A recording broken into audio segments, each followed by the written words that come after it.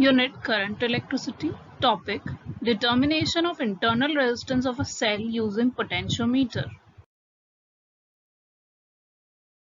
Okay, so the next application of potentiometer is determination of internal resistance. Now the circuit for the same, uh, here we are having, just like earlier, the variable resistance and a battery, and battery to which we have connected, and a key K1, which is for main key for the circuit, and then the potentiometer. Then the cell of which we need to determine internal resistance, it has been connected.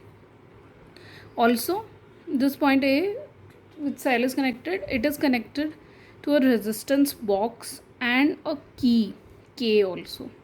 So a resistance box has a function of inserting the required or desired resistance in the circuit, and a key is there to control whether we need to keep the cell in the circuit or not. Now we will see the mechanism of its working, how it is used for determination of internal resistance. So here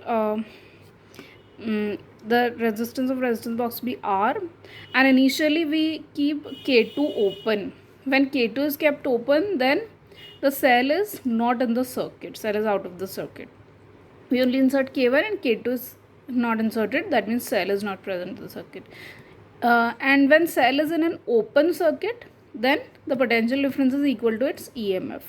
So in that case, when cell is in the open circuit, K2 is not inserted, the we measure the balance point, we determine the balance point. I've already explained how do we determine the balance point.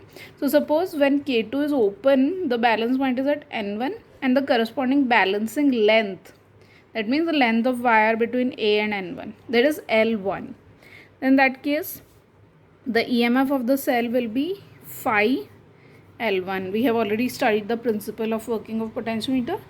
According to that, the EMF for balancing length L1 will be phi L1. Now, in the next step, we insert the key K2 in the circuit. Then, obviously, the cell and the resistance will be a part of the circuit, and as soon as we insert the key, the cell will result in flow of current in the circuit, and resistance will also be there. So there will be some potential difference.